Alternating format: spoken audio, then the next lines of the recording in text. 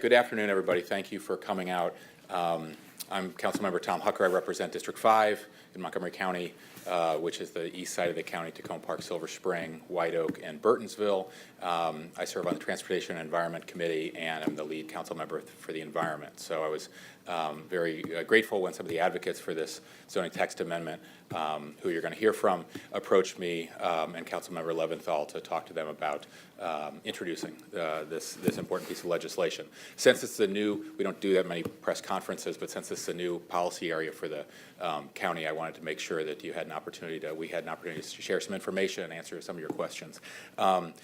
So as the County Council declared in December, we're facing a climate emergency. We could talk about that all day, but it poses great risk to the county. It poses great risk to Maryland in particular, which I think has been ranked as the third most vulnerable state to climate change, and we have to take action. I'm grateful that my colleagues on the council declared this climate emergency back in December with a resolution and put us on a path, made a commitment to become a carbon-free county by 2035. It's a lot easier to pass a resolution and say we're going to become a carbon-free county than to actually become a carbon-free county. So one of the main tools in our toolbox we have not been able to use to reach that goal is community solar. Community solar projects here and around the country can really help reduce our carbon footprint and reduce the devastating impact of climate change on the planet. Many county residents want to use solar energy in their homes, but they can't for a number of reasons, including that their roofs are shrouded by too much tree cover, or they say they can't afford the initial financial outlay. Other residents live in condominiums, they live in multifamily apartment buildings, they live in other areas that don't, HOAs or other things that don't allow solar panels. And so other communities have used community solar as a way to allow, to sort of reconcile the great number of people who want to participate in the carbon-free economy, who want to be able to purchase and use renewable energy for their home use without purchasing nuclear and coal-fired electricity, which is generally part of most of your standard offer service from PEPCO and our other local utilities. Community solar for a long time was not legal under Maryland state law, and I used to serve in the Maryland General Assembly on the House Economic Matters Committee, which regulates utility, and this bill was in front of us many years before it passed, and I was the sponsor of it, I think, in 2014. And of course, as soon as I left the General Assembly, they managed to pass it the following year. In 2015. But the General Assembly passed the law in 2015 allowing community solar projects, and just last year the Public Service Commission issued the regulations governing them. Now, unfortunately, other counties have moved more aggressively into this space. Prince George's County, Baltimore, Anne Arundel County already allow community solar projects, and there are 38 such projects approved around the state already. The regulations that the PSC approved are very appropriate and community friendly. They allow for projects that are up to 2 megawatts, which is enough to power 200 typical residential homes.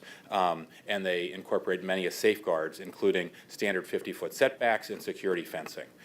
So our ZTA reconciles our county zoning law with this new allowance under the state law for community solar. It removes the limit of 120% of on-site energy production, which is a current limit in our county zoning law, and allows for larger projects up to 2 megawatts, which is, as I mentioned, the limit under state law. It also codifies those safeguards, including the setbacks and the security requirements. Now, we've heard from organizations and potential customers that would install and subscribe to solar installations in Montgomery County if we can pass this ZTA. This one reason this was brought to our attention was the Cedar Ridge Community Church in Spencerville, which couldn't attend today. They are looking forward to pursuing a solar project on their property if the ZTA is approved. There's a letter from them in the packet, and there's a letter from the Good Hope Estates Community Association, which would like to get its members to subscribe to buy shares in the community solar project at the community church if we can pass the ZTA. We also believe the ZTA is going to attract new investment to Montgomery County. There's a Colorado company already. We haven't even passed the ZTA yet, but there's already a Colorado company, Turning Point Energy, which has completed $2 billion in solar projects around the U.S. They would like to install solar installations in Montgomery County if we can pass the ZTA. So there are several benefits I'll outline and then let my friends here speak. One is, obviously, we want to use more renewable energy, helping the county meet its goal, our goal of eliminating carbon emissions by 2035. Each 2 megawatt project that would be allowed under this ZTA would represent the equivalent of getting 310 passenger cars off the road, according to the EPA, and preventing more than 5 million pounds of carbon from entering the atmosphere annually. 310 passenger cars, 5 million pounds of carbon. Third, residents can save money on their electricity bills by using renewable energies, particularly solar, and organizations can use their land to help the environment and make money. The Spencerville Community Church, the Cedar Ridge Community Church in Spencerville is a great example of a church that is going to be able to save money on its electricity bills and put its land into good productive use for the community. Solar installations will also add jobs. Each installation will generate 75 to 100 temporary and permanent jobs for Montgomery County, and each project will generate about $300,000 in personal property tax and up to $4 million in private investment. Maryland averages 213 days of sunshine each year. That's an incredibly valuable asset that we should be taking advantage of, and this ZTA will allow us to do that. So I'm very grateful to my co-lead sponsor, Councilmember Leventhal, and Walt is here from his office, as well as to Council Members Elrich, Berliner, and Navarro, who have co-sponsored this bill as well. Let me turn it over to, I think, first Stephanie Riddick from the Sierra Club, who also brought this to our attention, and will talk about why this is important to the club. Thank you. Good afternoon. My name is Stephanie Riddick, and I represent the Montgomery County Sierra Club. And we are so proud to be here today, and are very grateful to thank Councilmember Hucker especially. I'm a year in working on this ZTA. I was there in 2015 when we passed the bill, and also 2014. And there were 2 years before that. It took 4 years to pass community solar, and another 2 years of regulation making. And I'll also thank the Department of Environmental Protection here in Montgomery County, which did substantial work on that too. We're really excited that we're finally going to get the opportunity to expand these community solar projects in the county. First of all, 30% of those projects in each utility area have to go to low and moderate income groups. And that was really, really important in getting the bill passed. A lot of people really cared about that, and we do too. We want these projects to benefit people across the county at all income levels, and we're really committed to doing that. We care a lot about environmental protection at the Sierra Club, because that's what we're all about. We're a 125-year-old organization, and we care a lot about converting our energy away from fossil fuels and other dirty sources. And we really want to move forward there. And we care a lot about giving people directly that opportunity, and that's what community solar does. The NAACP, Earth Justice, a number of other of our partners signed on to this and have been very supportive of this. So a lot of our partners are paying close attention, and we're looking forward to finally getting people enrolled in these types of projects. So I really want to thank the council, all the sponsors. Also, Mr. Rice, Councilmember Craig Rice, also worked with us on this bill. And we definitely want to make sure that that opportunity is available to everyone. So thank you very much. And one thing I was not able to give you when you were on when you were on the in the House of Delegates that the others received. So this is a little delayed. Thank you, but thank you again for your work on this. We appreciate that. Thanks very much, Stephanie. Okay. Let me introduce Dr. Doug Belcher of Dickerson, who's a scientific advisor for the Tropical Forest and Climate Initiative of the Union of Concerned Scientists. Hi, I'm Doug Belcher. I'm a Up-County resident for 21 years, and this is my wife, Charlotte, who actually has been in the Up-County much longer. Her family settled on our farmland in Dickerson in the 1830s. So I'll say a few words about the science, and then Charlotte will say a few words about the land and our attachment to it. I'm PhD in ecology. I've worked in agricultural and forest ecology for about 35 years. I've done research in our own land as well as in the tropics and in other countries. And I want to emphasize the importance of the climate challenge that we face. It is the environmental problem of the 21st century, and I think the council really took a great first step by declaring a climate emergency, committing Montgomery County to getting to a zero carbon county by 2035. What that means is certainly solar panels on our rooftops, on our houses, but it means a whole lot more than that too. It means converting our energy system to renewable energy, not just for our homes, but for our office buildings, for our shopping centers, for our churches, for our schools, everything that the million people in Montgomery County do, every part of our economy has got to be converted to renewable energy. And that also means converting the 1/3 cars that we have in Montgomery County to electrical renewable energy. So that's going to require an enormous amount of transformation of our economic system. And it's going to have to be something that we are not just consumers of, that we buy solar power produced somewhere else. We've got to be producing it for ourselves. We've got to have local solar power in large quantities. And that's the reason why we need to have solar power on a substantial scale all across the county, and particularly in the 30% of the county that is in the agricultural reserve, which is the most suitable land for solar power.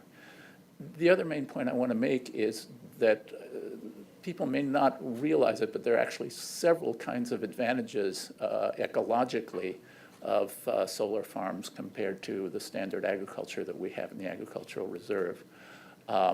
It maintains a perennial vegetation cover which protects the soil year-round, not just a part of the year. It maintains a high diversity ecosystem, which is important in maintaining pollinators, in providing habitat for birds, for mammals.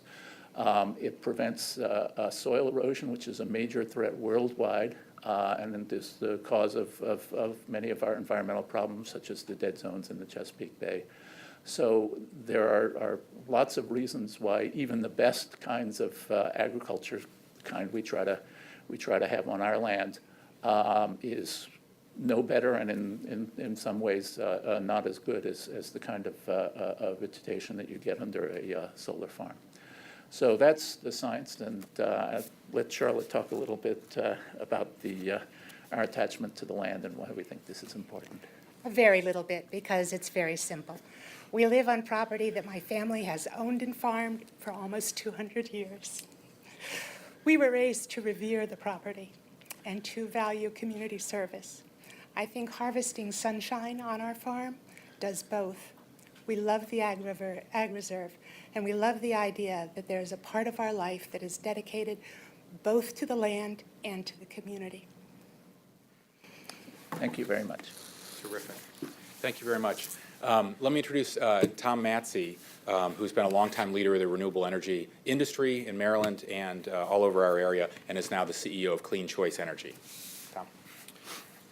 Thank you, Councilmember Hucker. I'm very happy to be here. As Tom mentioned, my name is Tom Matsey. I'm the founder, president, and CEO of Clean Choice Energy. We are a renewable energy provider to homes and businesses in 27 utilities across the country.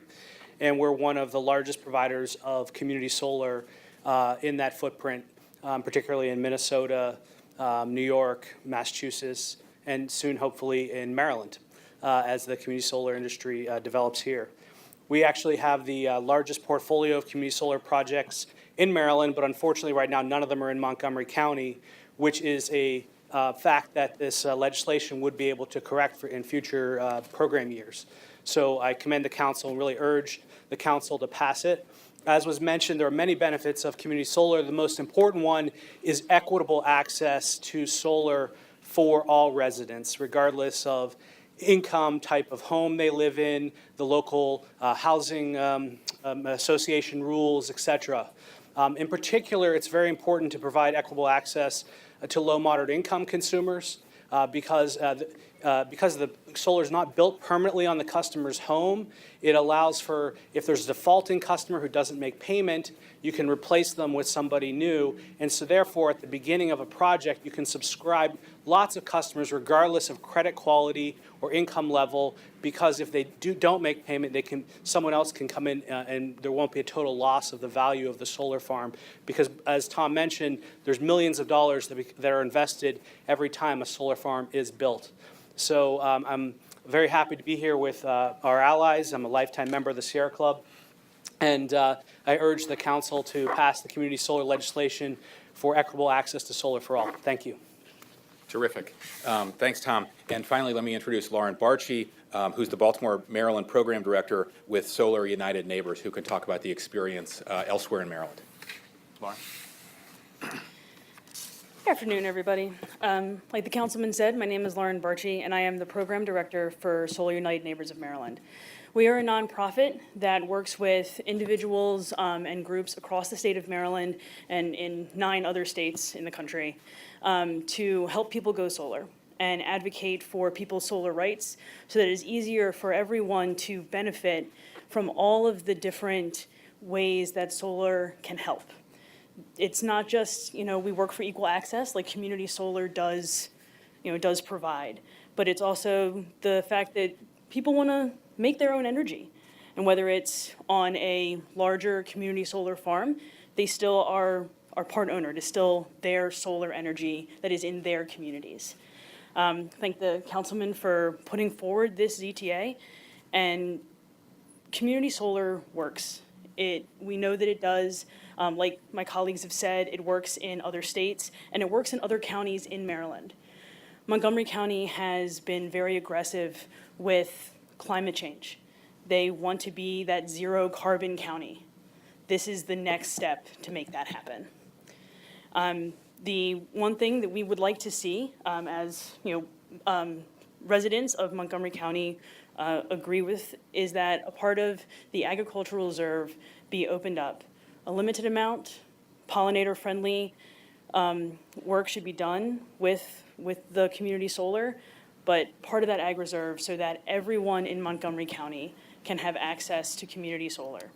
Thank you. Thank you.